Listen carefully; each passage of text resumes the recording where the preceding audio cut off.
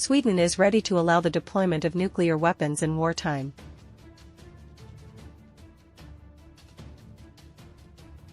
President Zelensky was surprised by NATO's decision.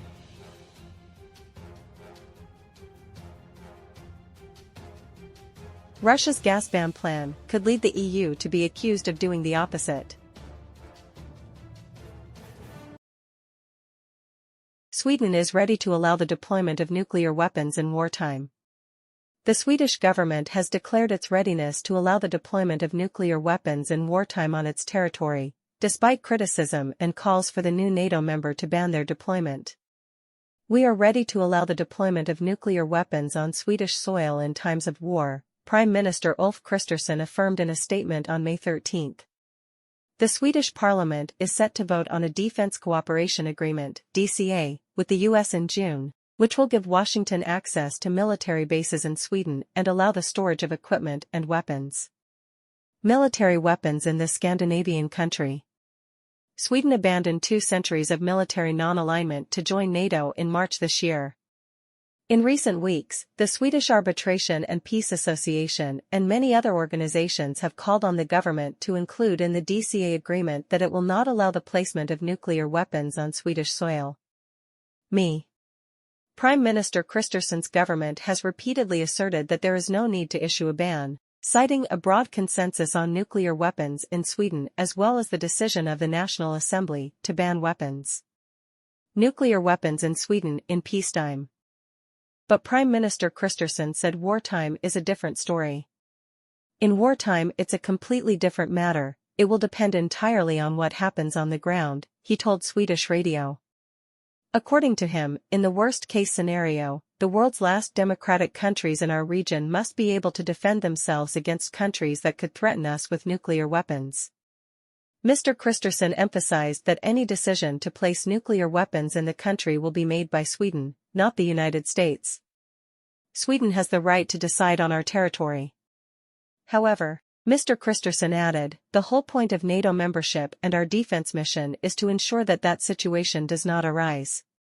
Currently, Sweden's Nordic neighbors Denmark and Norway, already members of NATO, refuse to allow another country to establish permanent military bases or nuclear weapons on their soil. Them in peacetime. President Zelensky was surprised by NATO's decision. The UK can do a lot of non-escalating things like providing anti-tank weapons, tanks, and long-range artillery to Ukraine. But one thing we must try to avoid is letting NATO forces come into conflict with Russian forces, British Foreign Secretary David Cameron told The Times. That is why, from the beginning, I said we cannot establish a no-fly zone or have NATO intercept Russian missiles over Ukraine, Mr. Cameron emphasized. Mr. Cameron also argued that, with NATO soldiers not directly engaging Russian soldiers, any aid from this military alliance to Ukraine is acceptable. The British Foreign Secretary's comments came after a number of German parliamentarians supported the idea of allowing NATO's cross-border air defense units to shoot down Russian missiles in Ukrainian airspace. According to these lawmakers, doing so could reduce the burden on Ukraine's air defense forces and allow them to focus on protecting the front line. Previously, in a television interview, Mr. Nico Lang, senior researcher at the Munich Security Conference, emphasized that NATO member countries should use their Patriot air defense systems to intercept Russian missiles and drones on Ukrainian territory from Polish territory. Kremlin spokesman Dmitry Peskov said that Europe is deliberately trying to stir up tensions around the situation in Ukraine because they realize that Kiev's forces face the risk of complete collapse in the context of Russia's continued attacks. This moment is very important and, of course, this is a provocative action, Mr. Peskov emphasized. Russia's plan to ban gas could make the EU accused of doing the opposite. The EU's plan to ban Russian liquefied natural gas, LNG, could make the EU itself be accused of doing the opposite. The European Union, EU, is planning the latest, banning the use of EU ports to re-export Russian LNG, Bloomberg reported. Although the above plan will not prevent Russian LNG from reaching Europe, it will make it more difficult to ship LNG to third countries in Asia, possibly making major buyers such as China or India degree of anger. EU policymakers are discussing the plan as part of the 14th sanctions package against Russia. While not an outright ban, the proposal breaks a long-standing taboo in the EU as Russian gas has so far not been subject to any restrictions at all, despite repeated calls from Russia. The Baltic countries, Northern Europe and most enthusiastically Ukraine. If approved, this measure could paradoxically lead to more Russian LNG circulating in Europe, and could lead to a political reaction from other gas-buying countries. For Yamal LNG, stops at the above ports are necessary for icebreakers to return to the plant in the Arctic, which is inaccessible to conventional ships. What will happen to LNG imports in Europe?